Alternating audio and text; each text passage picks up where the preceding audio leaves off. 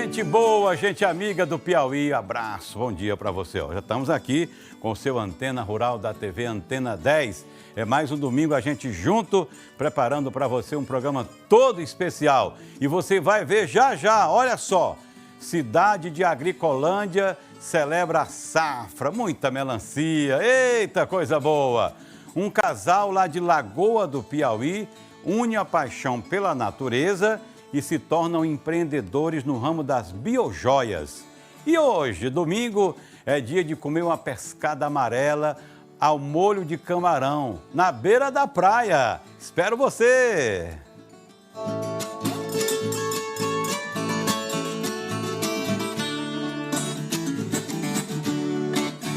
A gente que é do interior, que é do Piauí, sabe que todo mundo gosta de comer uma melancia, né? Tem até quem diga lá no interior, melancia a gente não come, a gente chupa, né? O pessoal diz isso aí. Aí tem um bocado de melancia, melancia pororoca, melancia branca, melancia amarela, melancia redonda, melancia comprida. Olha o nome dessa melancia aqui que eu vou mostrar para vocês. Melancia Crimson. Olha, o nome é invocado, né? Melancia Crimson. É uma variedade muito popular e doce de melancia. Sabia disso? Pois é, nós vamos agora até a cidade de Agricolândia, aqui no norte do Piauí, para acompanhar o diferencial desse cultivo, desse tipo de melancia e a alegria, a celebração da população, dos agricultores por essa fartura, essa colheita. Ô, coisa boa, é uma melancia bem docinha. Mostra aí.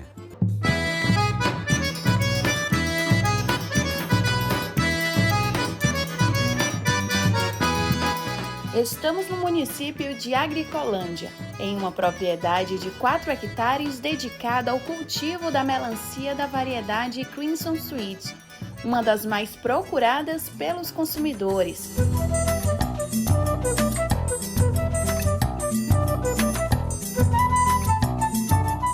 Essa variedade de melancia impressiona não só pelo formato e pela cor da casca. Ela possui polpa vermelha intensa, alta suculência e sabor adocicado. Apesar da alta aceitação no mercado, essa variedade exige cuidados ao longo de todo o ciclo de produção. Melancia, por ser uma variedade, uma produtividade rápida, né? Melancia, você planta ela hoje, com 58 dias, 60 dias, você colhe. E escolhi esta variedade pelo sabor, né? Os clientes, eles exigem mais essa questão da qualidade. E essa variedade que a gente planta aqui, que é a Crimson, ela é mais saborosa do que as outras variedades. O resultado dessa aqui, muitos abandonaram ela por causa que é difícil de se manter um padrão de qualidade com relação a essa variedade.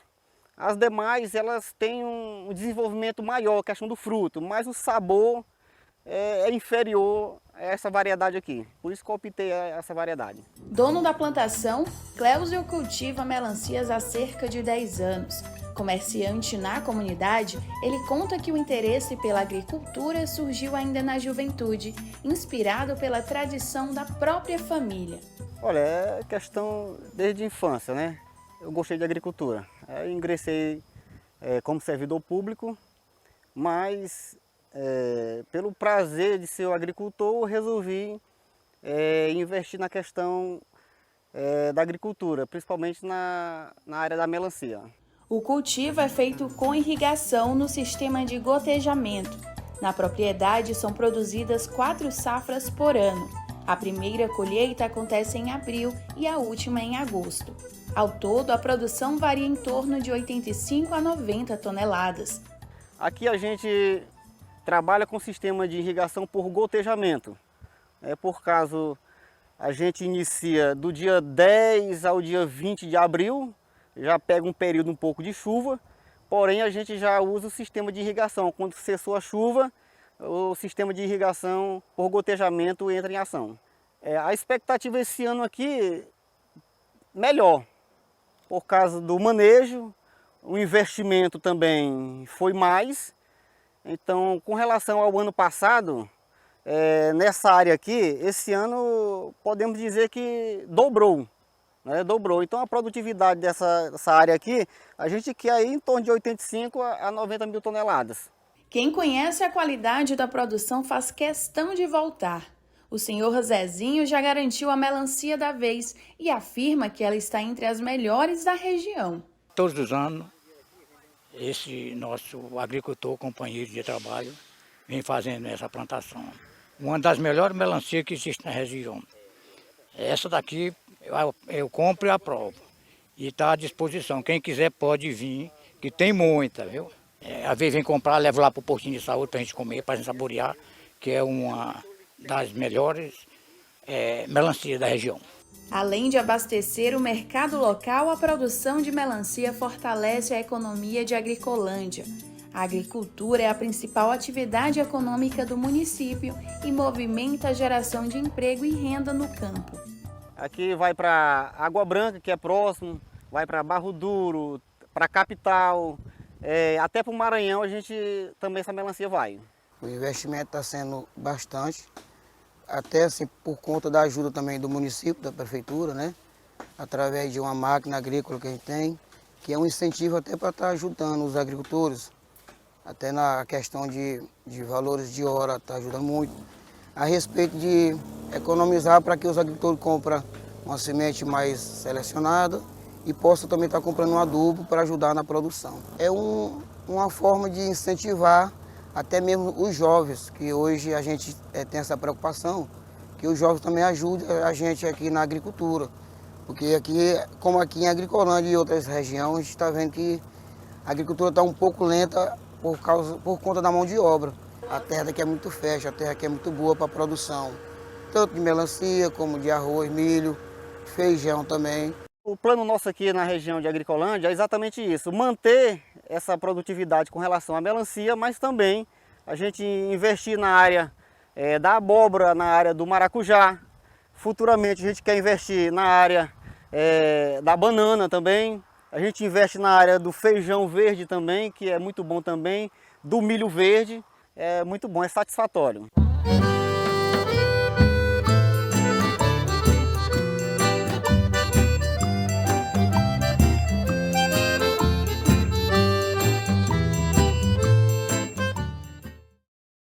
Mas só tem graça o programa se você estiver aí do outro lado, que é pra gente criar essa energia boa, esse contato, essa amizade, né? Vamos conversar com a nossa audiência. Um alô para a Luísa Amorim, que mora lá na Formosa com o esposo dela, o Antônio Amorim. Pô, o retrato aí ficou bom, viu? Olha, um abraço também para a Daluz e seu filho Jardel, que estão lá em União assistindo a gente. Ó, vaqueirão! Um alô para a Toninha, Nonato, Zé Dandora, Domingo da Baixa Grande, Eloídes e a Deusa. Tiraram um retrato bacana, a família toda aí comendo aquela carne assada. E o Nelson, rapaz, ó, o Nelson aí tá na Fazenda Paraíso, lá em Milton Brandão. Aí é o seguinte, tá tendo uma vaquejada, ele disse, quem vai fazer o churrasco aqui sou eu, ó. Vaquejada lá em Milton Brandão. Eita, rapaz, aí aquela carne assada no chão, né, rapaz? A fogueira vem lá do chão e assa a carne que fica uma beleza. É bom mostrar esse Piauí maravilhoso, eu volto já já com mais alô, com mais abraço, esperando você mandar o seu vídeo, o seu retrato, a sua sugestão. Arnaldo, faça uma matéria aí sobre o norte, sobre o sul, sobre as águas, sobre a seca, sobre as plantações, os animais, qualquer coisa que você quiser a gente mostra aqui nesse telefone que está na tela, 869-8157-0081. A nossa tradicional cachaça Mangueira completa 70 anos no mercado piauiense, nacional e internacional. Mangueira é um produto artesanal feito da cana-de-açúcar, destilado em alambique de cobre e produzida no estado do Piauí. Por várias décadas, a Cachaça Mangueira vem liderando o mercado de cachaça piauiense, com produtos de qualidade e sabor inigualável. Dispomos aos nossos consumidores da tradicional Mangueira Ouro, a Mangueira Prata e a Mangueira Pé de Tonel, que são degustados puros ou na mistura da caipirinha. Aos 70 anos de vitalidade, a Cachaça Mangueira é o sabor de Piauí que conquistou o Brasil e o mundo. Beba com moderação. Quase toda casa, quase todo jardim, quase toda praça agora tem uma planta que virou assim uma febre, né? A rosa do deserto. Bonita, tem ela branquinha, rosa, vermelhada, amarela, tem de toda cor. É muito bonita e virou assim uma referência de jardinagem. Pois essa planta, que vem se consolidando como uma alternativa de renda no Piauí, você vai conferir uma reportagem detalhando a diversidade dessa rosa do deserto, que é bonita, que é bacana, que enfeita, mas ó, que rende um dinheirinho. Mostra aí. Entre cores intensas e formatos que chamam a atenção, a rosa do deserto vem ganhando espaço no Piauí. O que antes era vista apenas como planta ornamental, hoje também se transforma em oportunidade de renda e tem atraído cada vez mais novos produtores. O clima quente e seco da região, que costuma ser um desafio para outras culturas, acaba favorecendo o desenvolvimento da planta.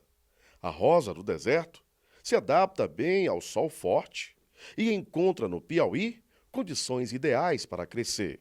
Foi neste cenário que a Rita começou a cultivar a rosa do deserto, isso há 8 anos. Ela foi aprendendo na prática sobre a planta e hoje ela transformou este interesse em negócio e mantém um viveiro com uma variedade robusta da planta.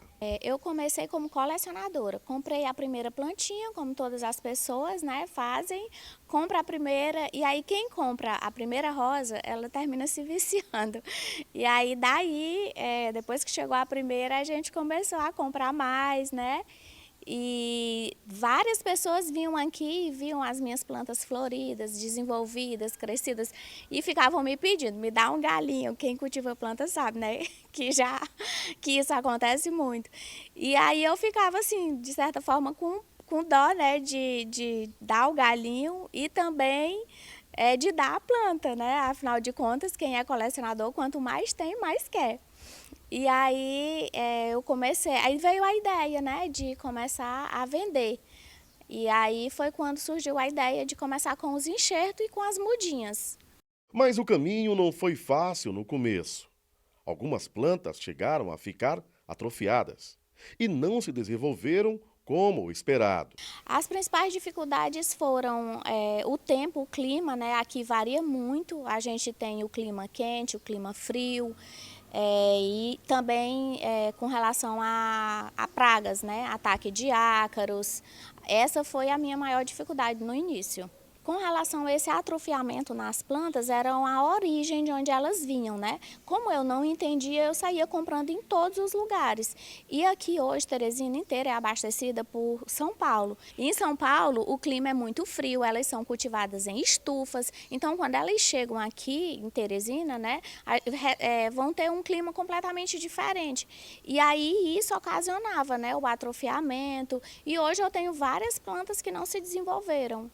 Foi preciso observar, testar e corrigir erros até entender as necessidades de cada espécie. A rosa do deserto, ela apresenta beleza tanto na floração como no caudex, e aí ela suspensa, a gente consegue ver e apreciar bem essa beleza do caudex, né?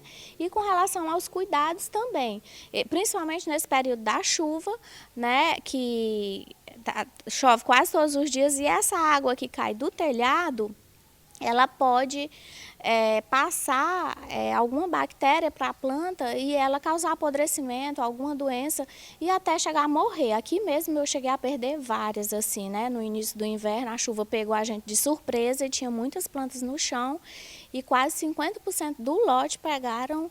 E a gente, infelizmente, teve essa perda, né? Mas hoje a gente já orienta as pessoas que trabalham, que têm em casa, que cultivam, para estar suspendendo também por conta disso.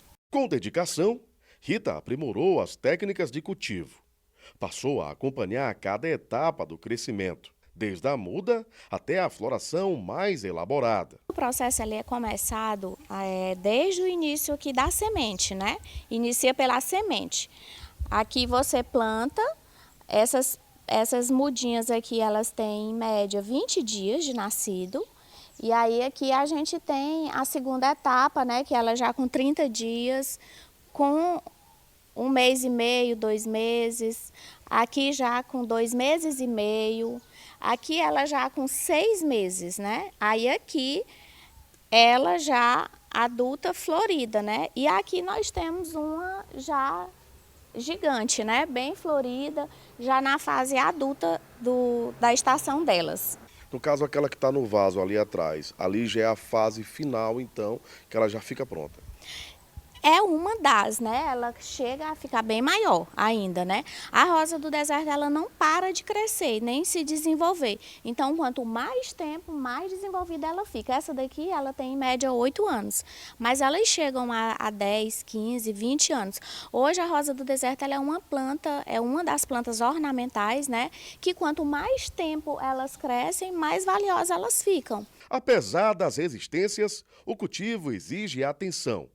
O solo precisa ser bem drenado e as regas devem ser controladas, isso sem excesso. Aqui a gente tem o substrato ideal, né, para a rosa do deserto, para ela poder se desenvolver bem, principalmente agora nesse período da chuva, para não causar apodrecimento, né, e você terminar perdendo a sua rosa. Então aqui a gente tem 4 ingredientes, né, que aí fazendo a misturinha você vai ter um substrato bem soltinho, bem leve, proporcionando assim um bom desenvolvimento na sua rosa do deserto. Aqui nós temos o carvão triturado. Esse carvão ele tem que ser carvão, não pode ser carvão de churrasqueira, é carvão novo. Areia grossa, palha de arroz carbonizada e bagaço de coco. Mistura tudo e aqui você vai ter um substrato bem levinho. Para você saber se o seu substrato está levinho, está no ponto certo, você aperta aqui, ó. Se ele soltar, esfarelar, pronto. Então o substrato ele está perfeito para o cultivo das rosas do deserto. Traduzindo, seria então uma espécie de adubagem perfeita para a cultivação? Isso, aqui é o habitat dela, né? O habitat perfeito para ela, para poder você conseguir ter uma planta, tanto no período da chuva como do sol, em todas as etapas, ela se desenvolver bem. A exposição ao sol também é fundamental para garantir o bom desenvolvimento da planta. Sobre a rega, o certo é sempre que ela estiver seca, o substrato estiver seco. Então você vai lá, coloca o dedo, 2 centímetros, não sentiu umidade na terra, então é hora sim de regar. Ela precisa de sol o dia todo ou isso precisa ser policiado? O bom da rosa do deserto é que ela tenha pelo menos de 5 a 6 horas de sol por dia. Hoje, o cuidado é detalhado e contínuo, o que garante plantas mais saudáveis e valorizadas. Nessa hora da poda, né, a gente analisa a estrutura dela. Se eu vou querer uma poda mais alta, se eu vou querer uma poda mais baixa. Então, tudo isso a gente analisa antes de fazer a poda. O que não pode é deixar de podar. Se a planta ela começar a ficar galhuda, bem solta, mole, sem vida, não está florindo, então, geralmente, o que você precisa fazer é uma poda, né? E aqui é muito simples. Antes da poda, você precisa esterilizar bem o seu material, né? As mãos, o estilete. E aí já inicia aqui o processo da poda. Bem simples. Essa daqui eu vou querer copa baixa, né? Então vai só aqui. Não tenha pena de podar a sua rosa do deserto. Aqui quanto mais você podar, mais ela vai crescer, se desenvolver. Aí se tiver botão, flor, poda sim. Tenha pena não. É como se fosse levar então um bebê para tomar a vacina. Você fica até com pena do procedimento, mas aquilo é necessário para a proteção. Exatamente. Essa observação foi bem colocada. E aqui eu tenho uma já que foi feita a poda e aí ela sai desses galhões, né, da planta galhuda, para uma planta cheia de copa, com possibilidade de mais flores, né, e uma estética também mais bonita. O que é feito então com esse material que foi retirado? Isso, esse galho você pode estar aqui passando a cola Super Bonder nele, né, higieniza, passa a cola Super Bonder e enterra na areia grossa. E aqui você vai ter uma nova plantinha. Entre os cuidados estão o uso de enraizadores, ativadores de crescimento e até protetor solar. Além disso, técnicas como enxertia, que permitem criar plantas com características únicas e aumentar o valor comercial das espécies. passei a estudar, né, e entendi sobre a estimulação da raiz, né, usando enraizadores, usando um substrato bom, produtos à base de cloreto de potássio para crescer e estimular a floração. A diversidade é um dos principais atrativos. As flores variam em cores, formas e combinações, o que chama a atenção de colecionadores e clientes. Algumas espécies são consideradas raras e acabam tendo maior valor no mercado. No viveiro, os preços variam bastante. Uma muda pequena pode custar cerca de R$ 5.000, enquanto plantas maiores e mais trabalhadas podem chegar até R$ 2.000. Tudo depende do tamanho, da técnica e da raridade. Com relação ao valor máximo, né, varia muito e é muito avaliada a estética da planta, né? Se a rosa do deserto ela não tem cicatriz de queimadura, ela não tem, a poda é feita no tempo certo, ela pode valer R$ 1.000, R$ 2.000, R$ 3.000. Mesmo sendo muito procurada, a planta não é comestível. A rosa do deserto possui substâncias tóxicas, principalmente em sua seiva. Por isso, o manuseio deve ser feito com cuidado, especialmente em ambientes com crianças e animais. Ela sim é prejudicial se você chegar a comer em grande quantidade, comer 1 pé, 2 pés de rosa do deserto, coisa que é impossível, porque ela tem uma seiva que é muito amarga e a gente não consegue comer nenhuma folha, imagine um pé inteiro. E outra, ela não é uma planta comestível, não é uma planta medicinal, ela é uma planta ornamental, então ninguém vai estar consumindo ela. Com baixo investimento inicial e grande potencial, a rosa do deserto vem se consolidando como renda extra para pequenos produtores. Isso é uma alternativa viável, que une beleza, técnica e oportunidade de negócio. Então, sobre a quantidade para começar, né, vai depender do tamanho do espaço que você tem, do quanto você disponibiliza para investir, mas não precisa de muito, né? Com muito pouco você consegue iniciar o cultivo das rosas do deserto para comercializar. Os principais erros é justamente não entender sobre o tempo certo da rega, é sobre o substrato, né? Não podar a rosa do deserto, não cuidar com as pragas. E isso é o que mais vai afetar o crescimento e o desenvolvimento delas.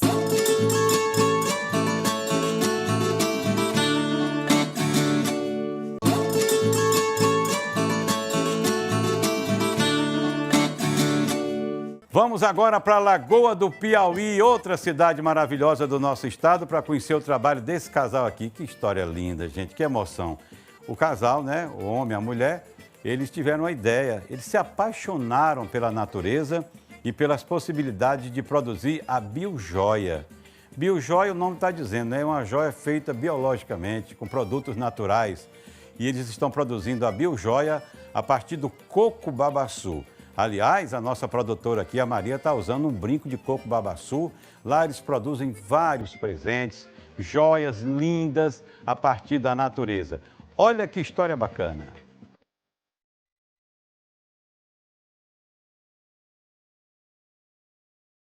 Na comunidade Santa Maria, na zona rural de Lagoa do Piauí, um casal descobriu no coco babaçu uma nova forma de transformar a própria realidade.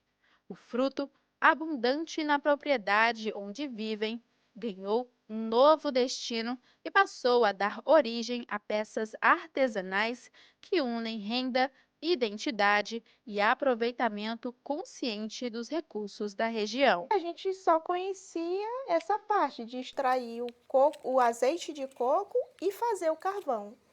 Aí nós vamos buscar meios, pesquisar para a gente utilizar essa matéria-prima que tem abundância aqui na nossa terra e beneficiar de diversas formas. Aí foi onde a gente encontrou um amigo nosso que ele é artesão e ele estava fazendo peças com coco, o coco convencional, o coco da praia que a gente conhece.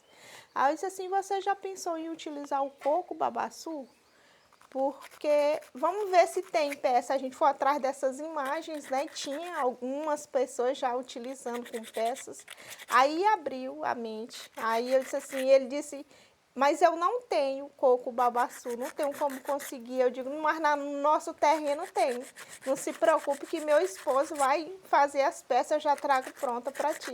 Aí ele disse, pois tá bom, pois eu compro. Aí eu trouxe para ele, amor, vamos pegar umas peças de coco dessa forma. Mostrei para ele, ele disse, eu faço, tranquilo. Eu já sabia que ele era capaz de fazer tudo, né? Que ele faz tudo.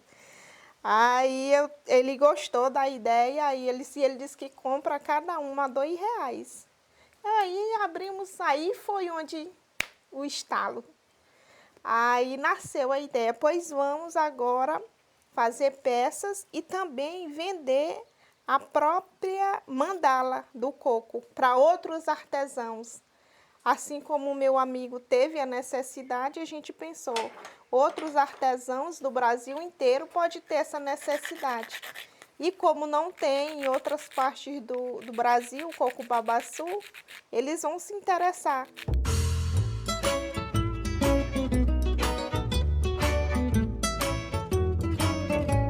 Esses brincos que eu estou mostrando para vocês são iguais aos que eu estou utilizando. Eles são produzidos a partir do cavaco do coco babaçu coletada na própria região. Após a colheita, essas peças passam por um processo de limpeza, corte, lixamento e acabamento. O resultado são peças únicas, como brincos, colares e pulseiras. Aí, um certo dia, a gente foi convidado para uma feira do empreendedorismo rural aqui na comunidade. E eu estava utilizando um brinco já feito, né? Que era tipo um protótipo, uma primeira peça que a gente fez para divulgar, para vender as mandalas. Aí eu fui usando o meu brinco, né? Feito por nós. Aí sentou uma senhora na mesa e ela disse assim, você tá com algum estande aqui? Eu digo, não estou, mas no próximo ano eu quero ter meu estande aqui. Ela disse, o que que você vai querer trazer? Eu digo, peças utilizando o coco babaçu. Aí ela disse assim, se apresentou, ela disse que era a vice-presidente lá da Dormir com Empresas, do Piauí, aí depois trouxe a presidente, aí elas incentivaram mais ainda, é uma ideia que tinha nascido, aí elas vieram por Deus mesmo lá, incentivaram a gente, aí ganhou força, aí ela disse assim, pois já vou lhe convidar para uma feira, a feira do meio ambiente. Aí a gente tinha uma semana e eu só tinha um brinco. Aí e ele estava fazendo as peças para vender, né? As mandalas só. Eu disse, amor, pois vamos cuidar. E a gente começou dia e noite fazendo peça. Quando chegou no dia da feira do meio ambiente, né? A gente estava com as peças prontas. Foi a primeira divulgação oficial e foi um sucesso. Nosso projeto, eu posso dizer que se iniciou a partir do momento que a gente se conheceu, né? Eu da área da construção civil, ela da área da tecnologia, né? E aí a gente se conheceu e eu sempre tive o desejo de atuar na zona rural, preservação e tal. Então, cada ideia que eu ia imaginando, ela me apresentava, né, algo amplo, algo mais sofisticado. Por exemplo, quando eu falei do desejo de produzir o próprio alimento, ela me apresentou o curso do Sisteminha Embrapa, né? E aí, compramos essa propriedade, a gente estava noivo, entendeu? Então, compramos essa propriedade e aí começamos a vir aqui desbravar. Ela até com alguns medos, mas vinha junto. A gente se mudou para essa casa aqui, só tinha uma banda coberta, né? Mas ela se disponibilizava, vinha. E assim, sem ela não teria conseguido nascer esse projeto, entendeu? Como ela falou, foi ela que teve a visão, pesquisou, e como eu, né, busco trabalhar com reciclagem, preservação do meio ambiente e sou da área da construção civil e gosto de criar, de esculpir, então ela já imaginou que eu poderia desenvolver, né, essa parte de cortar as mandalas, né? E aí, juntos, estamos aqui. Enquanto Miriam dá forma às biojoias, Cleonei revela outras possibilidades do babaçu. Das mãos dele surgem bandejas, pilões, esculturas e peças decorativas que aproveitam cada parte do fruto, evitando desperdícios e dando novas utilidades ao que antes seria descartado.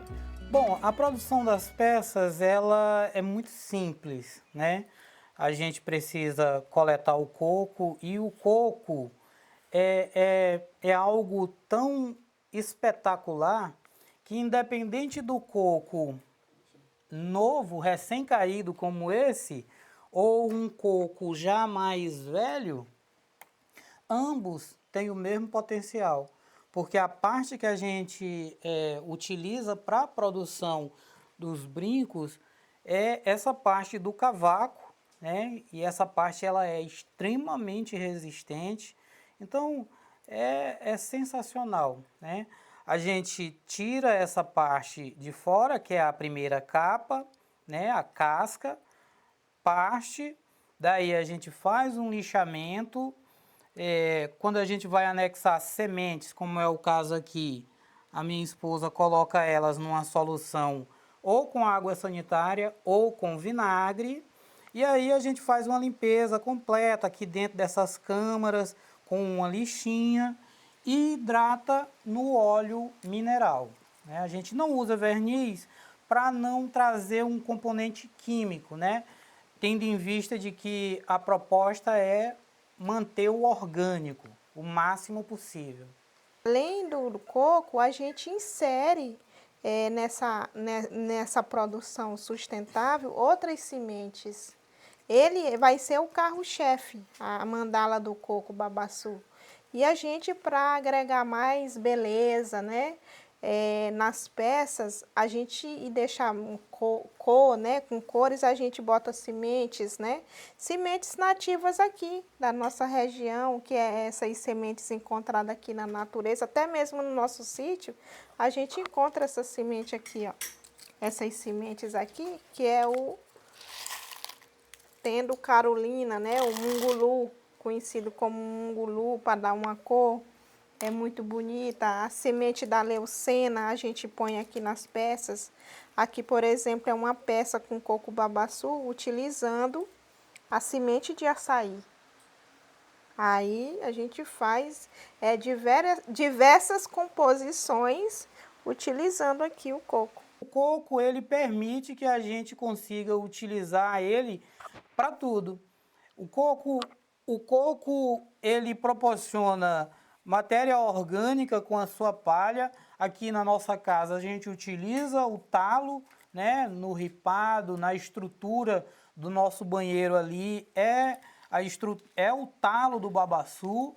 E nós temos aqui atrás um exemplo da capemba do babaçu, que também a sua anatomia permite criar uma fruteira, criar uma peça, uma luminária. Então, o coco, ele proporciona esse leque amplo e assim como a gente busca através das nossas redes sociais, transmitir a mensagem para que outras pessoas possam também beneficiar o coco babaçu, que é essa riqueza espetacular. O artesanato também marcou uma virada na vida da família. Depois de enfrentar problemas de saúde, Cleonei encontrou na atividade um caminho para seguir trabalhando. Hoje, ele e Miriam dividem cada etapa da produção e compartilham o mesmo propósito: fazer do babaçu a principal fonte de sustento da casa. Aí, há 2 anos atrás, eu tive um problema de saúde muito grave. Graças a Deus, conseguimos superar. E hoje, a gente consegue ver que trabalhar com biojoias, trabalhar com a preservação do meio ambiente não é uma questão de retorno financeiro por si só, é uma questão de saúde.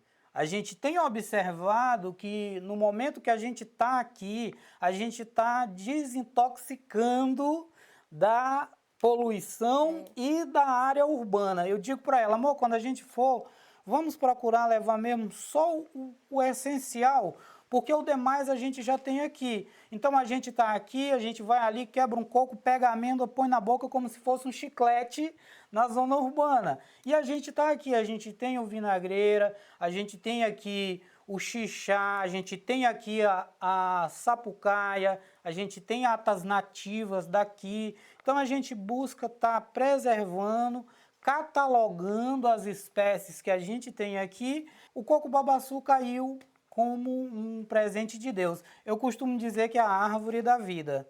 E a minha esposa, nesse projeto e na minha vida, tem sido eu não tenho nem como dizer. Nós, claro que com as nossas individualidades também, né? Porque cada ser é único, mas a gente vive numa harmonia constante e apoiando o projeto do outro e se inserindo na totalidade máxima. Então, assim, todo projeto que vem, quando ela sugere, embora eu tenha uma resistência, mas a gente procura alinhar e a gente vai fazendo juntos. As peças já ultrapassaram os limites da comunidade e chegaram a diferentes cidades do Piauí. A presença em feiras de artesanato e empreendedorismo abriu novas oportunidades, enquanto as redes sociais aproximaram o trabalho do casal de clientes que buscam produtos feitos à mão e com identidade regional. Quando a gente começa um projeto, a gente já começa sonhando alto, né? E assim, a gente tem esse sonho de expandir e levar essa matéria-prima para outros artesãos do Brasil e também até a nível internacional, quem sabe, né? Vamos sonhar alto logo. E assim, porque esse produto, coco-babaçu, ele tem a identidade aqui, né, do nosso estado, uma identidade bem forte, que em outros locais ninguém encontra essa palmeira, ela é nativamente daqui. Genuinamente brasileira, né? Do Piauí e Maranhão, né? Que é a terra dos cocais. Hoje a gente tem um trabalho nas redes sociais, a gente divulga também o passo a passo em canais no Instagram, no YouTube e nas feiras. Nas feiras que a gente é convidados aí para participar, a gente vai mostrando, pedindo para o pessoal conheça nosso trabalho. Nas feiras, inclusive, a gente já encontrou artesãos que já encomendaram. Tem uma encomenda pronta já para entregar para uma artesã, que ela mora em Teresina, e ela encomendou 100 peças de mandalas, né, que é do coco-babaçu, que ela vai fazer bandeja, ela trabalha mais com essas coisas, bandejas, que inclusive é uma peça que você pode usar para diferentes tipos de artesanato. Fazer suplá para a mesa, colocando elas assim, descanso de panela, né, pode colocar também, cortinas, você pode colocar elas assim, fazer umas cortinas, aquele senhor dos ventos, né, que bate assim, você vai tendo aquele barulhozinho, ela também dá um efeito muito bacana. E a gente fornece as mandalas de acordo com o projeto da pessoa, né? Então, se você tem uma ideia, já tem um projeto e você precisa de mandalas com 1 milímetro, eu já posso produzir e disponibilizar com 1 milímetro, 3 milímetros, 5 milímetros, nesse formato ou de forma transversal aqui, ó, também, ó, nesse outro ângulo aqui. Sim. Então, assim, ó, não tem limite, né? Essa matéria-prima do coco-babaçu, ela nos permite fazer luminárias, bandejas, Por exemplo, aqui entendeu? é um porta-caneta. Aqui é um porta-caneta, né? com o que coco. a pessoa quiser. Eu quero o coco só cortado em cima. Agora, os planos seguem crescendo. Além de levar as biojoias para outros estados e até para fora do país, Miriam e Cleonei querem abrir as portas do sítio para receber visitantes em trilhas ecológicas, aproximando ainda mais as pessoas da natureza e da história por trás de cada peça produzida. Eu tenho o sonho de construir trilhas ecológicas para que a população em geral possa estar vindo aqui e possa visitar e conhecer de perto o coco babaçu, o tucum, que a gente também está preservando aqui, o pati, a sapucaia, o xixá, a ata ameju, que é uma ata nativa. Então, o objetivo é, dentro dessas 4 hectares que a gente possui, construir trilhas para que as pessoas possam também nos visitar e ter a possibilidade de ter esse contato com um ambiente preservado e com um ambiente saudável.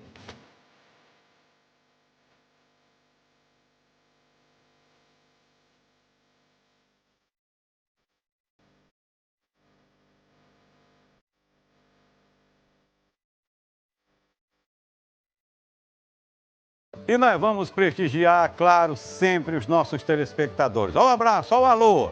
Alô para o Lucas de Timon, que está parabenizando a sua mãe, a dona Olita, lá de Gilboés. Ele mora em Timon, no Maranhão, e a dona Olita mora lá em Gilboés, no sul do Piauí. Olha a idade dela aí, ó, 93 anos. Agora, o que é que ela está fazendo aí?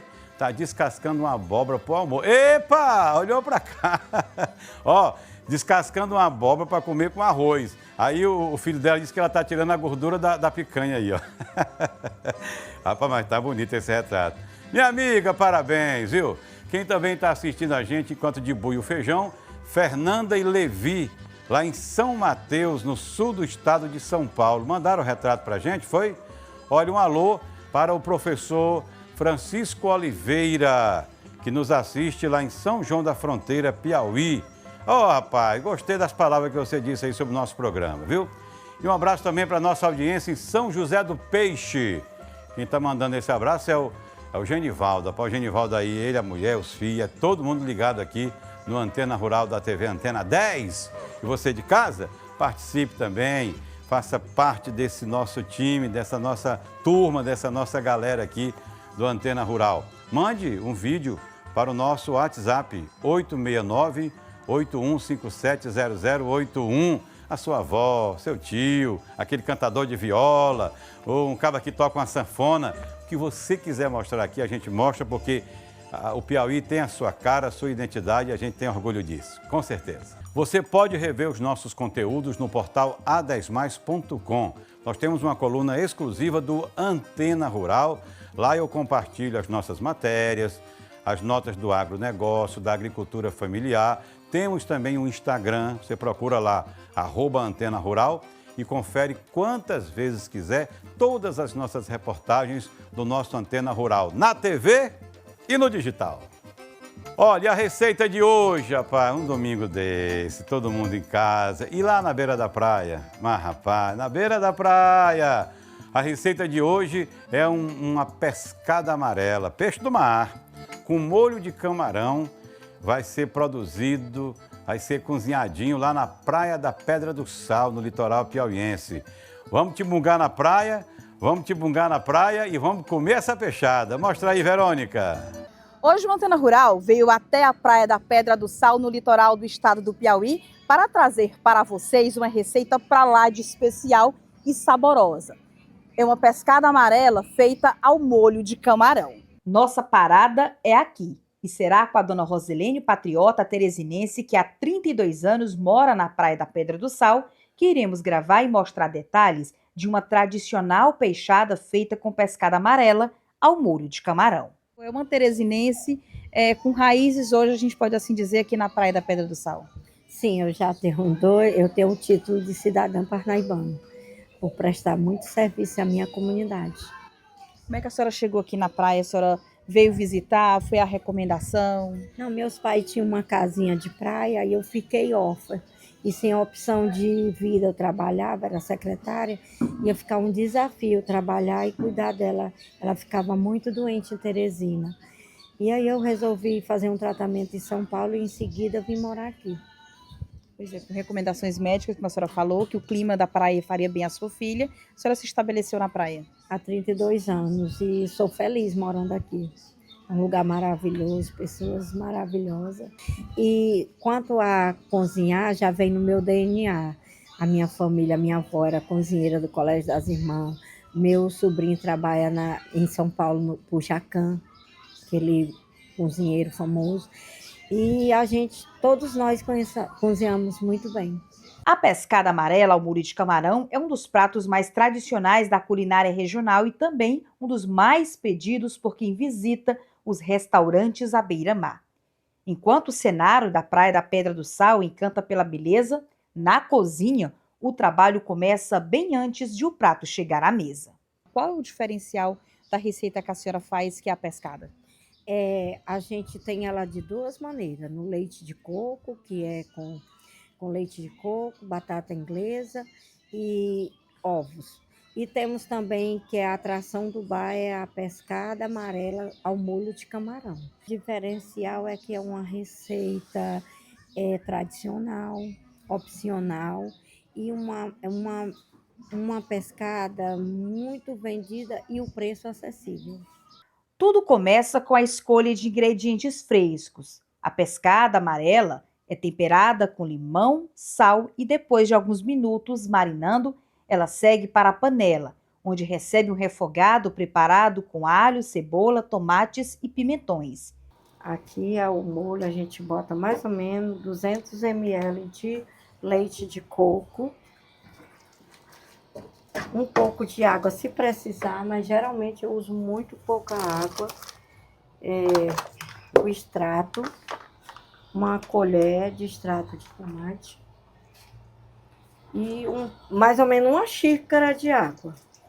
Geralmente o pessoal gosta de usar uma pimentinha, eu não uso, porque essa é a pescada tradicional da Pedra do Sal. A gente não bota pimenta, a gente bota a pimenta no molho. Aí depois que ela marina 20 minutos, você coloca ela na panela ou na refratária que você está fazendo.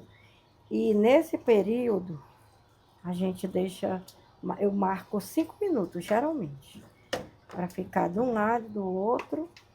Se vocês tiverem em casa espátula, vocês podem usar para virar ela, porque o peixe não pode quebrar. Aí a gente vira, é para ele pegar o sabor e não quebrar. Enquanto isso, o camarão ganha destaque em outra panela, refogado rapidamente e misturado ao leite de coco. Ele forma um molho cremoso que dá personalidade ao prato. Camarão é alho e óleo. Geralmente eu uso o azeite para dar um diferente sabor. E depois no final dá tudo certo. Eu refogo ele no alho e no óleo.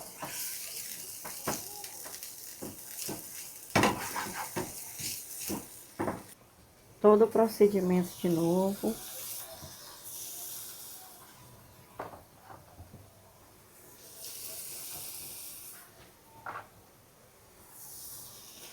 Eu faço o camarão.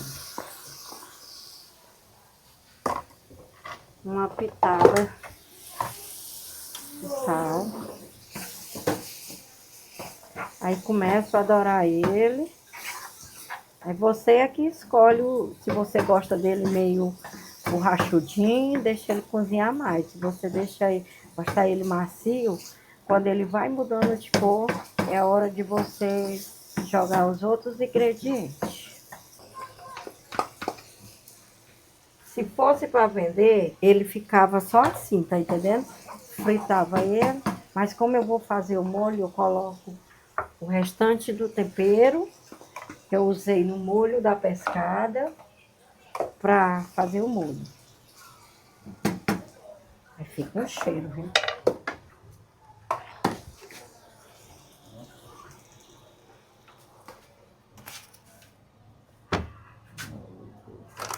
o extrato de tomate. E esse é o molho que a gente prepara para receber a pescada. Na etapa final, o molho de camarão é incorporado delicadamente à pescada. O cheiro verde e o coentro completam a receita, que é servida com arroz branco e pirão. O pirão recebe um toque especial, leva amido para ficar molinho, segredo compartilhado por Dona Rosilene. O resultado é uma combinação de sabores que representa a identidade gastronômica do litoral piauiense. Este é o pirão ao molho de camarão. Mais um segredo aí, né, Dona Rosa? Misturar o amido de milho com a farinha de mandioca. Aí eu pego aqui um pouco da calda do peixe, você tá entendendo? E boto aqui para o pirãozinho ficar bem gostosinho. Aí faço a principal coisa, é mexer. Esse é um dos segredos do pirão. Aí o pirão, você tem vários tipos de pirão para servir ela. Tem o pirão no leite de coco, tem o pirão da caldeirada, que é sem leite de coco, só com a calda da pescada amarela. Ou tem o pirão de parida, que é aquele pirãozinho com a farinha peneirada, bem final, bem legalzinha. Aí nisso você começa a mexer, quando ele abrir a fervura, tá no ponto. Eu provo para ver se sabe, porque a farinha ela tira um pouco do sal. Aí a gente tem que provar para saber se tá insosso o pirão. Pego aqui uma colherzinha, dou uma refogadinha, boto aqui na minha pescadinha. Eu trabalho geralmente com 10 quilos de pescada, porque eu gosto de servir, porque você que vem para a praia, você quer comer um peixe fresco. E eu gosto de servir ela, a cavala, o serra, a tilápia, a manjuba.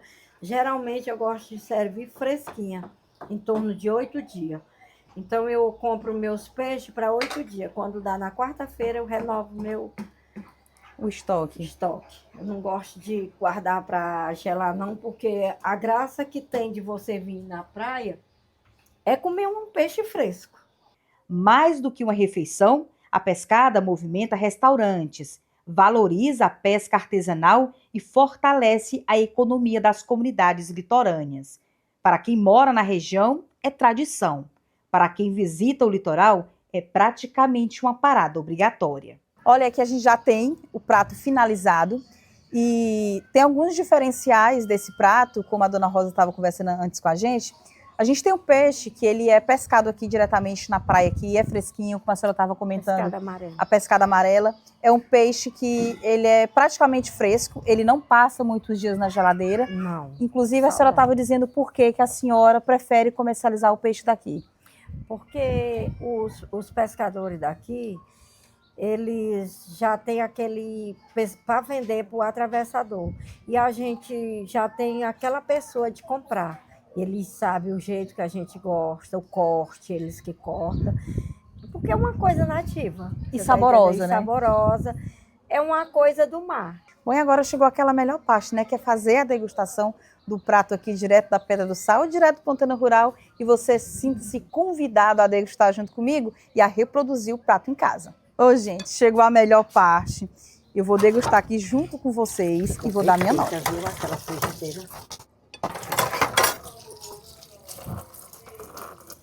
Depois de acompanhar todo esse preparo, fica fácil entender porque a peixada de pescada amarela ao molho de camarão é um dos pratos mais pedidos aqui do litoral do Piauí.